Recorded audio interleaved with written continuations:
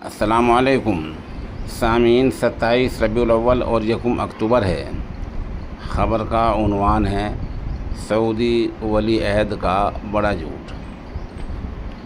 سعودی ولی عہد محمد بن سلمان کے حوالے سے آج ایک امریکی اخبار میں یہ خبر منظر عام پر آئی ہے کہ محمد بن سلمان نے گزشتہ دنوں امریکی وزیر خارجہ سے ملاقات کی تھی اور ملاقات کے دوران مسئلہ فلسطین کے تذکرے پر یہ کہا تھا کہ اہل عرب سعودیہ کے جو لوگ ہیں وہ فلسطین کے بارے میں زیادہ نہیں جانتے،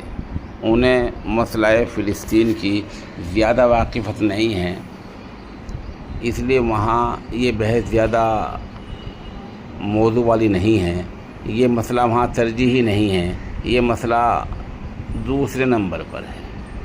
آپ نے اندازہ لگا لیا محمد بن سلمان کیسی گمراہ کن باتیں کر رہے ہیں۔ انہیں معلوم ہونا چاہیے، ہونا کیا چاہیے، انہیں معلوم بھی ہے، وہ جانتے بھی ہیں، نہ صرف سعودی عرب بلکہ عالم اسلام کا بچہ اہل فلسطین کا مقصد، ان کی غرض و غایت، ان کا ارادہ، ان کی منزل سب جانتے ہیں۔ ہر کلمہ کو یہ جانتا ہے کہ اہل فلسطین کا ایک ہی مقصد ہے کہ بیت المقدس کس طرح ہاتھ آئے اور کس طرح بیت المقدس کی مکمل طور پر حفاظت ہو جائے، سب اس بات کو جانتے ہیں۔ لیکن محمد بن سلمان محض اپنی بات کو بنانے کے لیے، مفادات خصوصی کے حصول کے لیے